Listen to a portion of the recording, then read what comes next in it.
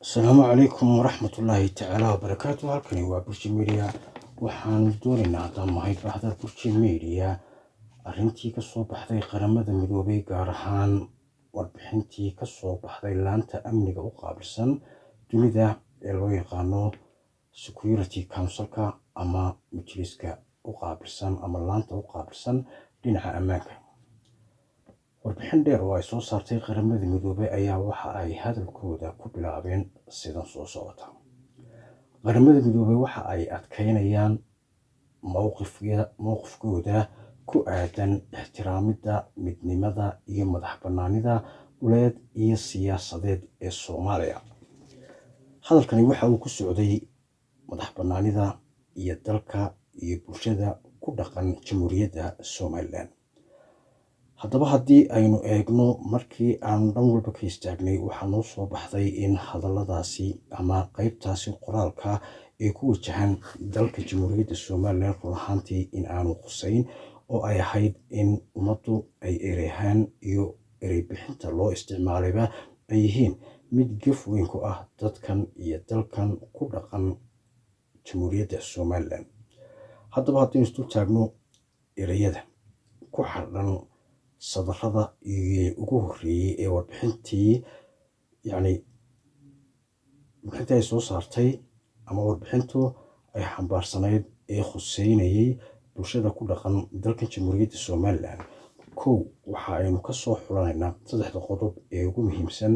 ee keenay inaan warbixinteedan ku soo qaadano bal tilmaamida iyo toosho qabashada iyo dadka balhada fiiro gaara inay siiyaan ereyadaasi wixii marka ka khuseeya iyo wixii aan ka khuseyn.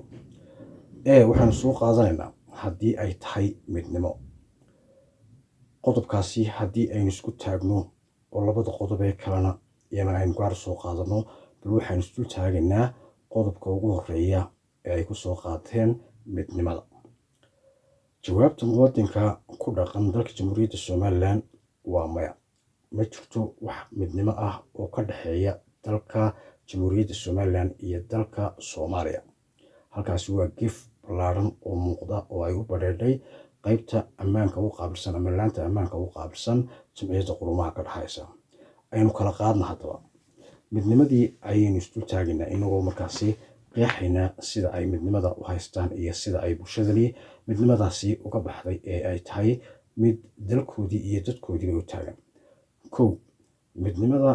aynu markaa isdul taagno midnimada waxa aynu markaa baadi goobnay waqtigii ugu horreysay wixii ka horreeyay intii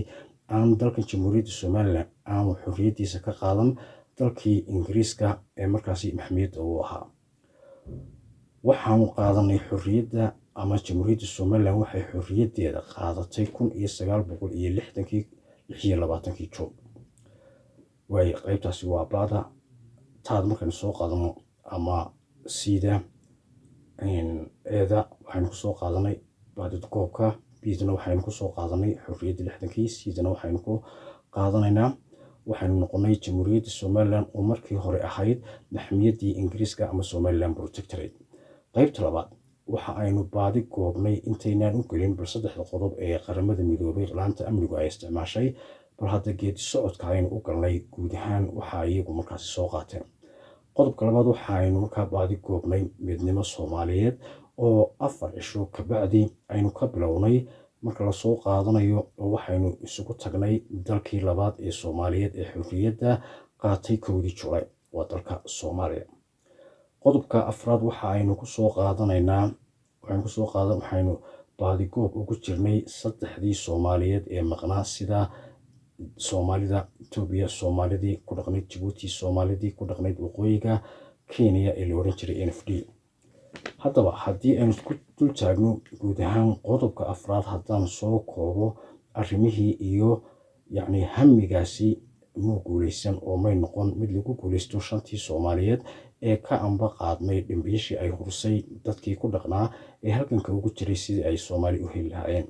haddaba qodobka shanaad oo aynu ku taagno 1991 halgan adag oo bulshada jamhuuriyadda Soomaaliland la gashay rajiimkii arxanka darnaa ee Siyaad Barre dagaalkii ka qarxay 1988 anoo soo ururinaya taariikhda guud iyo maraaxilkii kala duwanaa iyo sida ay ku bilaabantay halgankaasi iyo sifaha keenay saluugaba soo ururinaya waxaan u jeedaa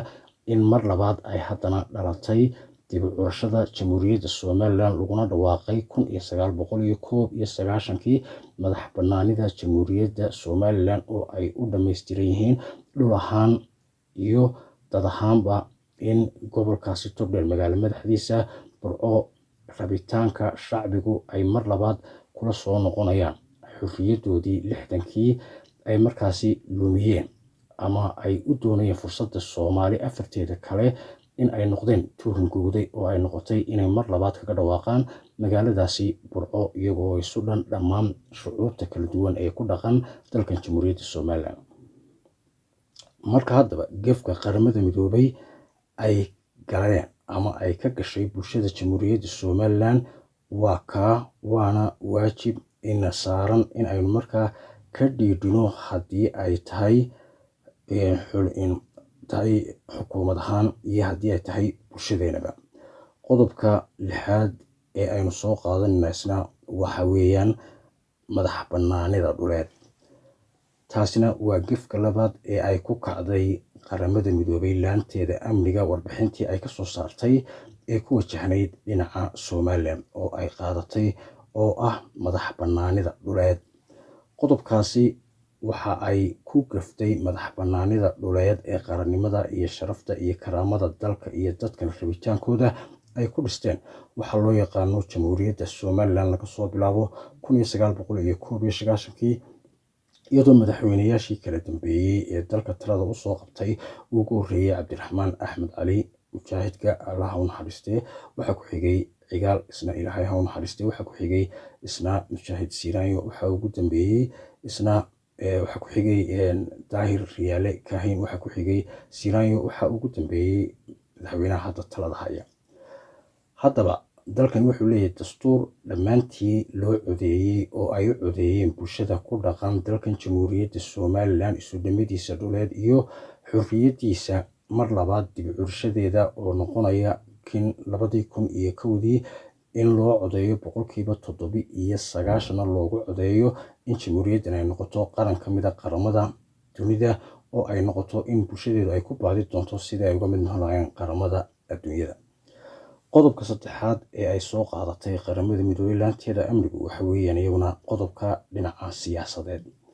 markaaynu soo qaadanayno dalka markaasi ay ka hadlayso midnimadiisa ay ka hadlayso madax bannaanidiisa dhuleed ay ka hadlayso siyaasadeed ee dhinaca siyaasadda ah waxa weeyaan dhammaantood wixii la isku oran jiray Soomaaliya oo hadda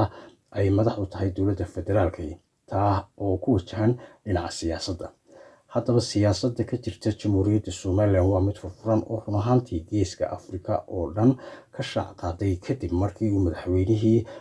labaad uu noqday in uu yagleelo dhinaca dimuqraadiyadda iyo geedi socodka markii lagu soo dhisay qaybaha kala duwan ee hanaanka haykalka dalkani uu leeyahay oo u dhisnaa dhammaan kaabayaasha hadday tahay xuduudka hadday tahay lacagta hadday tahay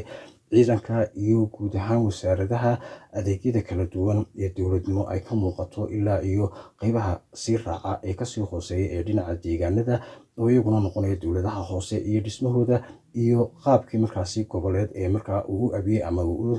sameeyey qaranka jamhuuriyadda Soomaaliland oo ka soo qaaday 6 district ee waaweynaa ee hadda isu rogay gobolada ay ka midka yihiin gobolka Awdal, gobolka Murudijeex, gobolka Saaxil, gobolka Togdheer, gobolka Sool iyo gobolkaasi Sanaag kuwaasoo dhammaantood ku qotaba xuduudihii markii aynu ahayn maxmiyadda ee uu markaasi dalkii loo oran jiray Ingiriisku uu ka ahaa halkan qaybaha kala duwan ee markaasi maamulna ugu dhisay. dhammaantood waxa ku yaala deegaanadaasi qaybaha maamul ee laga soo dheegay 6 gobol ee dalku ka samaysan yahay oo noqonaya districtskii dhinaca cashuuraha ama xuduudaha goboladani ay yeelan doonaan oo noqday 6 gobol ee ugu waaweyn oo ay markii dambena waanba qaaday sidii dimuqraadiyadda iyo geedi socodka markii uu dhisay habkii ugu horreeyey ee ciidanka dowladnimada haykalka ciidamada iyo lacagtii ugu horreysay ee dalkani uu yeesho oo noqonaya guud ahaan dalka jamhuuriyadda somalilan in uu buuxiyey shuruudihii dowladnimo dhinac kasta hadday yihiin golayaashii xeer dejinta iyo hadday yihiin garsoorkii iyo hadday yihiin guud ahaan qaybaha loogu talagalay doorashooyinka oo waqtigu markaasi uu kasoo gaadhay oo geeriyoodo. Haddaba waxaynu ku boorinaynaa dadka degan dalkan jamhuuriyadda somalilan kow ay xukuumaddu ka tahay maadaama ay qaadatay oo ay soo dhaweysay waxyaabihii ka soo baxay ama qaraarkii ka soo baxay ee engegnaa run ahaantiina aadka uga fogaa sumcadda ixtiraamka iyo karaamada dadkani ay leeyihiin ee gafufka badan inta badan ay ku xidhan yihiin oo noqonaya in ay dhammaan ka qaadeen xorriyaddii oo ay ka qaadeen xuduudihii oo ay ka qaadeen dalnimadoodii oo ay ka qaadeen rabitaankoodii inay noqoto in bulshadu ay ka dhiidhido oo ay qaataan wax kasta oo ay ku qaadanayso sidii arrinkaasi looga jibakeen lahaa bulshaduna ay isugu diyaarin lahayd inay ka falceliso hadalkaasi kasoo yeedhay qaybta ammaanka ama security councilka loo yaqaano ee qaramada midoobay ee ku wajahnaa dalka jamhuuriyadda somalilan marka ay ka hadlaysay dhinaca gobolka sool iyo waxyaabaha ka jira oo dhammaantood ah dadka jamhuuriyadda somalilan u dhashay oo ay gudaheeda wixii markaasi gaf ama ay ka galeen ama ay ka tirsanayaan gudaha jamhuuriyadda somalilan iyo dowladdeeda iyo dadkeeda ay u taalo faragelin toosana ay ku sameeyeen taasoo xukuumaddu si dhiibliya aanay uga hadal waxgaradku si dhiibliya aanay uga hadal qaybta dhaqanka iyo wadaad iyo warale ama maadi iyo diini aqoon-yahanku doonaba ha ahaade aanay dhadhamin ereyadaasi ay yihiin qaar run ahaantii sumcad dil iyo karaama dil ku ah bulshooyinta ku dhaqan dalka jamhuuriyadda somalilan oo looga baahan yahay in ay dhammaantood ku muujiyaan isu soo baxyo ka dhan ah hadalkaasi qaramada midoobay ka soo baxay laanta amniga ama security councilka loo yaqaano oo ah gefka badheerka ah ee ay ka samaysay geedi socodka dimuqraadiyadda iyo doorashooyinka iyo isu dhamida dhuleed iyo dastuurka iyo dalkan iyo kaabayaasha dowladnimo ee ka dhisan dhammaantood shuruudihii dowladnimona ay buuxiyeen intaana ay ugu soo jireen muddo dhan 32 sannadood in ay ka mid noqdaan qaramada caalamka ay noqotay gafkii ugu weynaa inay ka gasho maadaama ay u ogolaatay dalkaasi Soomaaliya inuu yahay qaranka ay jamciyadda qurumaha ka dhaxaysa intii ay taladiisa haysay ay ku wareejisay dowladihii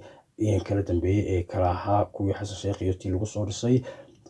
dalkaasi Djibouti oo markii uu Qaasim joogay ay noqotay in loo aqoonsado dalka Soomaaliya oo ay madaxbannaanidiisa dib ugu soo celiso oo ay noqoto in qaramada midoobay ay ka baxdo laakiin gafkan ay noqotay in iyada oo og dalkaasi jiritaankiisa iyo dadkiisa iyo rabitaankiisa iyo ujeedada dalkan loo aasaasayba ay indhaha iska riday run ahaantiina xuquuqdii dadkan ay meel kaga dhacday waa Burji Media iyo bahdiisa oo arrintaasi run ahaantii markii uu dhadhamiyay eegay dhinac walbana ka istaagay ay cunto mooday bulshadana u soo gudbinaya inay arrintaasi fiiro gaar ah u yeeshaan la soco bal hadda qaybaheena kale ee aynu ku eegayno waxyaabaha gaarka ah ama gafafka inta badan nagaga yimaada caalamka hadday tahay dowlad iyo hadday tahay meelaha lagu kulansan yahay ama bulshadu caalamku ay ku wadaagaan inay wax ku wada yeeshaan oo ah meesha loo yaqaano jamciyadda qurumaha ka dhaxaysa la soco qaybaha soo socda. Wassalaamu calaykum waraxmatullaahi tacaala wabarakaatu.